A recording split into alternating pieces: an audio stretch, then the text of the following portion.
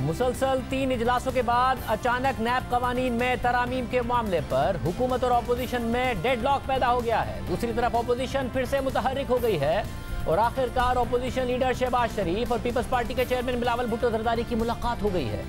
2 दिनों में अपोजिशन की 3 अहम मुलाकातें हुई हैं और इन मुलाकातों के बाद अपोजिशन ने इत्तफाक किया है कि ईद के बाद रहबर कमेटी की मीटिंग होगी और फिर ऑल पार्टीज कॉन्फ्रेंस होगी और हुकूमत के खिलाफ हिकमत अमली इख्तियार की जाएगी। मगर आज की सबसे अहम पेशरफ्त नैब कवानीन से मुताल्लिक है, जिस पर डेडलॉक पैदा हो गया है। अपोजिशन ने कानून साजी के लिए कायम की गई कमेटी के इजलास से वॉकआउट कर लिया और मौक़िफ़ इख्तियार किया कि हुकूमत ने उनकी तजावीज़ मुस्तरद कर दी और वजह भी नहीं बताई। साबिक वज़ीर आज़म शाहिद खान अब्बासी ने कहा कि हुकूमत ने अपोजिशन की तजावीज़ मुस्तरद कर दी मगर वजूहात नहीं बताई। मगर वज़ीर ख़ारजा और कमेटी के सरबराह शाह महमूद कुरैशी ने कौमी असम्बली इजलास में खिताब करते हुए कहा कि अपोजिशन ने नैब कानून में 35 तरामीम की तजवीज़ पेश की।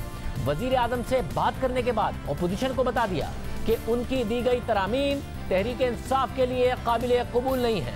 अपोजिशन की तरामीम के बाद एहतसाब का इदारा बेमायने हो जाएगा। अपोजिशन की तरामीम से नैब कानून में मनी लॉन्ड्रिंग का मामला तो ख़त्म ही हो जाएगा।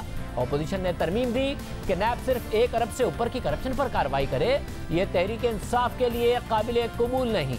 साथ ही शाह महमूद कुरैशी ने कहा कि अपोजिशन ने तजवीज़ दी कि 5 साल पुराना केस चाहे कितना ही भयानक हो, नैब के ज़मरे में नहीं आएगा। अपोजिशन ने तजवीज़ दी कि जब तक पूरा ट्रायल ना हो गिरफ्तारी ना की जाए। इस तरह कोई मुल्ज़िम बैरून मुल्क फरार हो सकता है। अपोजिशन के नैब कवानीन पर तरामीम से FATF में फंसने का खदशा है। साथ ही शाह महमूद कुरैशी ने अपील की कि अपोजिशन अपनी तरामीम पर नज़रसानी करे।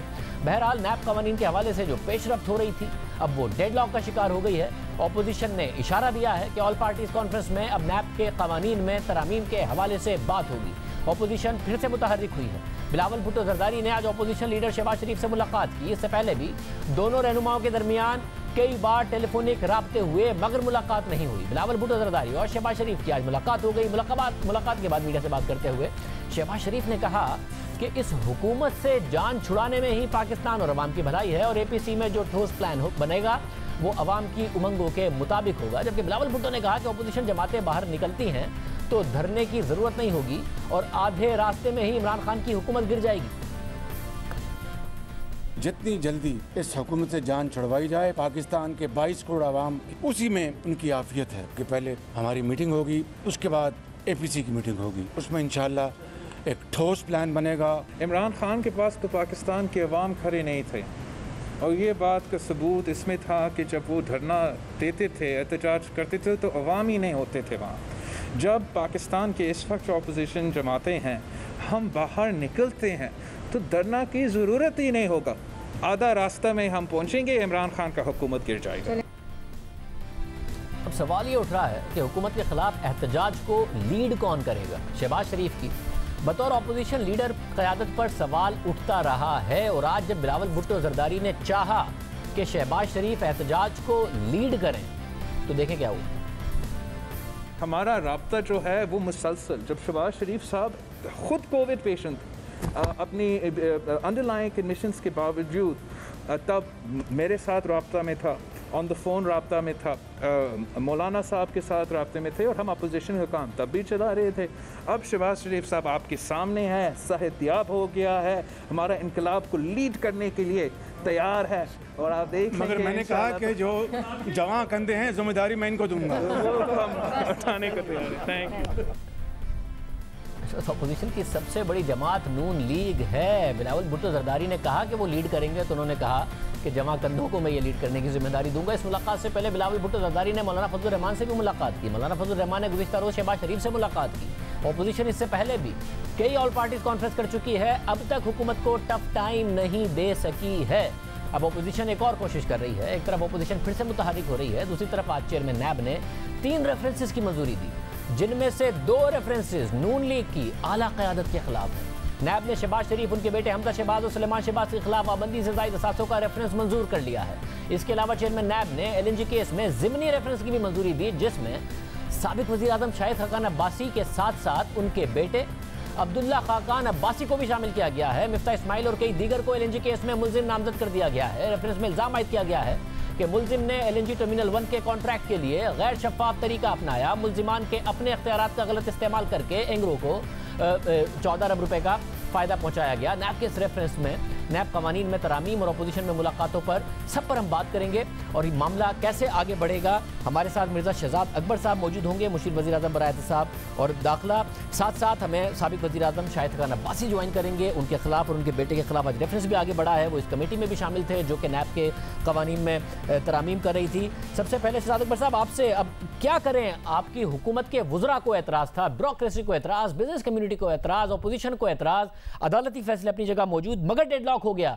अब कैसे आगे बढ़ा जाएगा?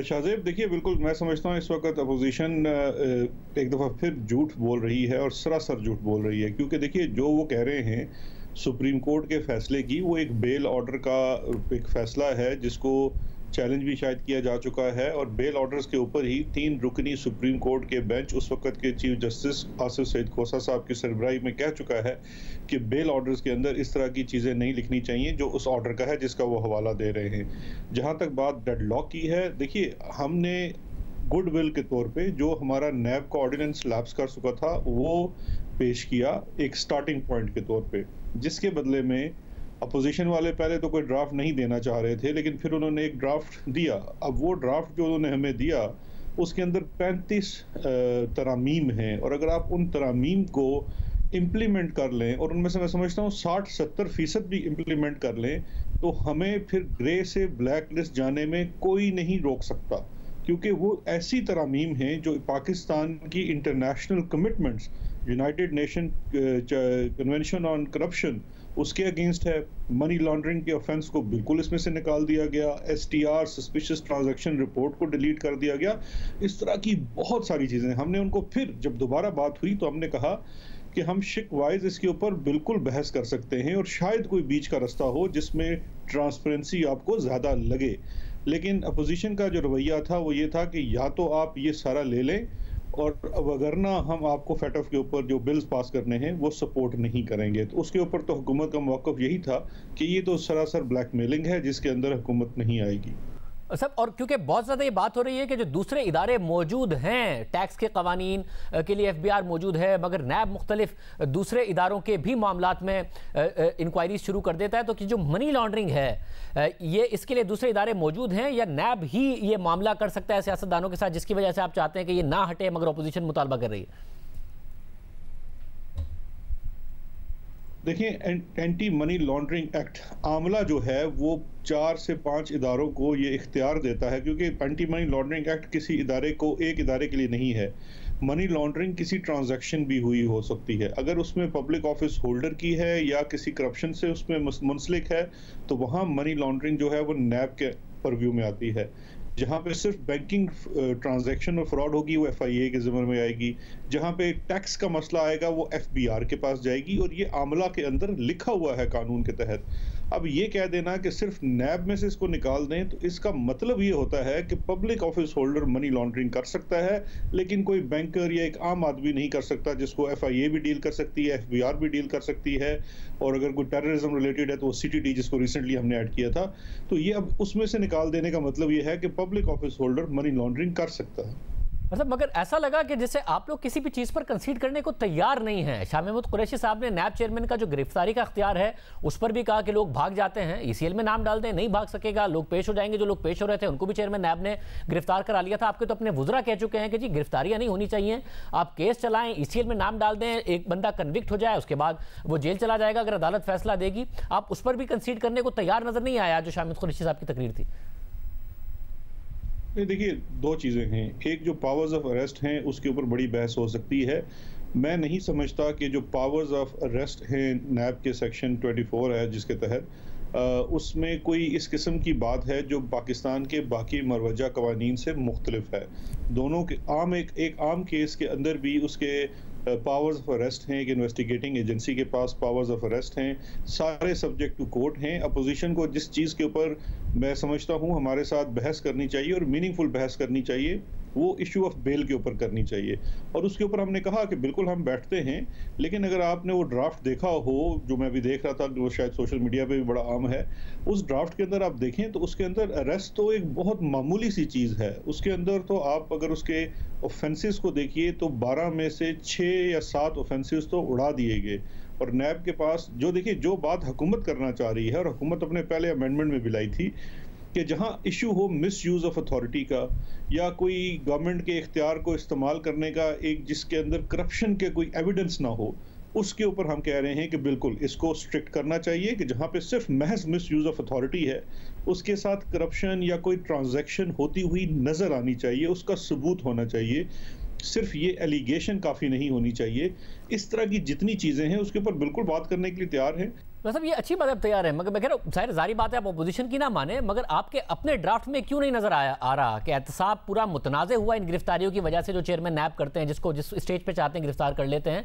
आपके वुज़रा ने कहा हमारे प्लेटफॉर्म पर कि एहतसाब इंतकाम बन गया है, तो कानून साजी आपने करनी, अपोजिशन के बगैर नहीं कर सकते, आपको अपोजिशन की जरूरत तो पड़ेगी, कैसे आगे बढ़ेंगे? हमारी सेनेट में मेजॉरिटी नहीं है, जिसके लिए हमें अभी अपोजिशन की मावनत दरकार है। लेकिन अगर अपोजिशन का मकसद महज ये हो कि जी आपने बिल्कुल हमारे तमाम केसेस, हमारे पार्टी के तमाम लोगों के केसेस बंद कर देने हैं, तो फिर ये कानून साजी नहीं हो सकती। ये कोई एनआरओ की बात कर रहे हैं। कानून साजी के लिए ज़रूरी है कि ऐसा कानून बनाएं जो सिर्फ एक ट्रांसपेरेंसी लाए, लेकिन इसके साथ साथ जो मकसद है उस कानून का, अकाउंटेबिलिटी, उसको कंप्रोमाइज ना करे। सब मगर 2 साल में जो एहतसाब हुआ है वो हुआ ही कहाँ है जो आप कह रहे हैं कि उस पर कॉम्प्रोमाइज़ ना हो? मैं कह रहा हूँ कि हुकूमती वुज़रा ने कहा कि इंतकाम, शफकत महमूद साहब ने कहा कि 2 साल में नैब ने नुकसान पहुँचाया जिस तरीके से इन्होंने अकाउंटेबिलिटी की है। अदालतें लिख रही हैं अपने फैसले में कि किस तरीके से सियासी इंजीनियरिंग हो रही है। साबिक चीफ जस्टिस ने कहा, ये तो अब हर कोई इस पर बात कर रहा है।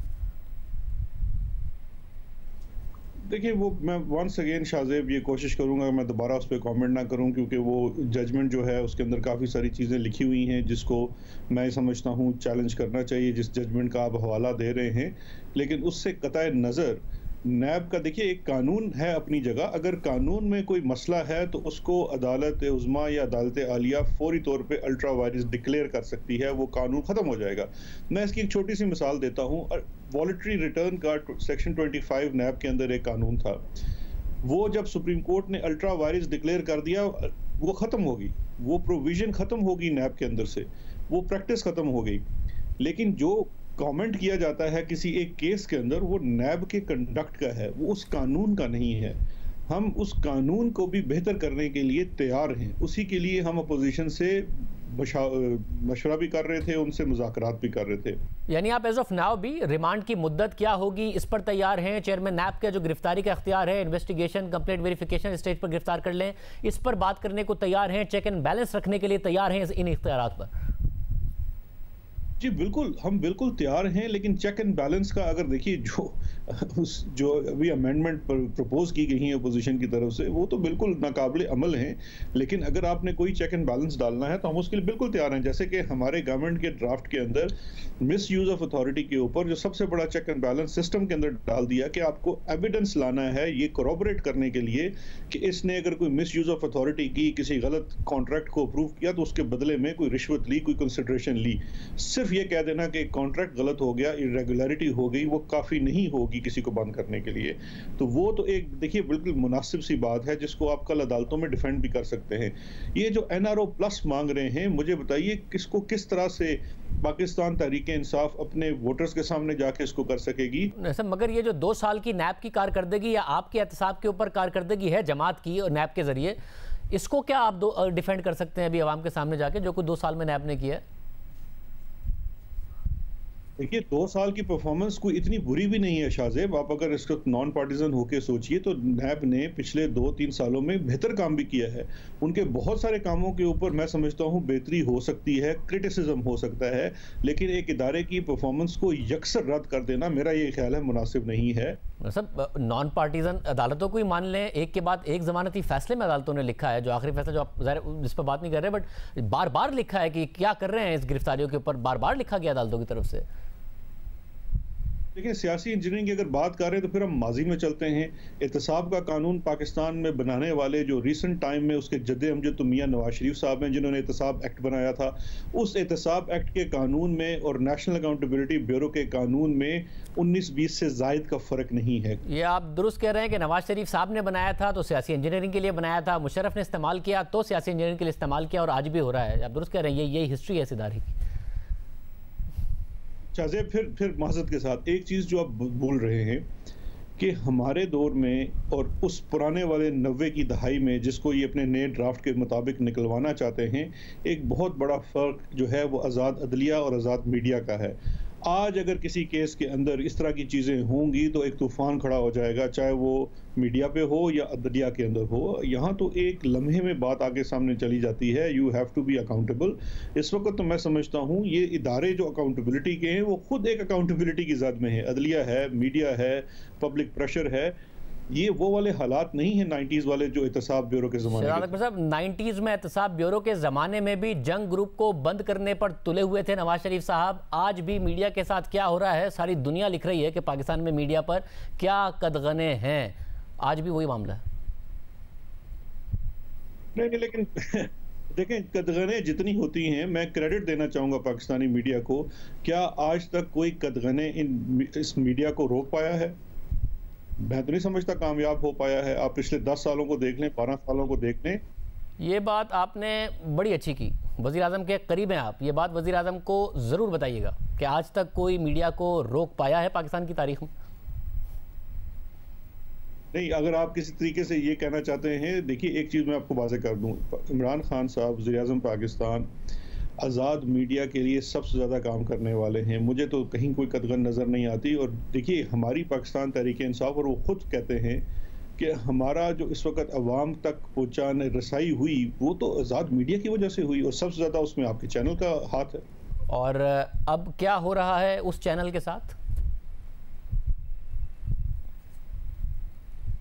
देखिए, अगर आपके चैनल के साथ कोई ज्यादती हो रही है, देखिए अगर आप किसी इंडिविजुअल केस के बारे में बात करना चाहते हैं, मैंने दोबारा अर्ज की है, कोई एक ऑनगोइंग केस है, मैं उसके ऊपर कोई बात नहीं कर सकता।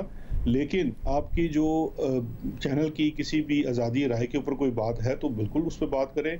आप बताइए, उसके ऊपर वज़ीर आज़म तक बात पहुंचाई जाएगी। मेरा नहीं ख्याल जियो, हम तो सारा दिन डरते हैं कि शाहजेब खानज़ादा के शो पे जाना पड़ेगा। इतनी तैयारी करते हैं, इतनी तो घर बेगम के सामने पेश होने के लिए होती।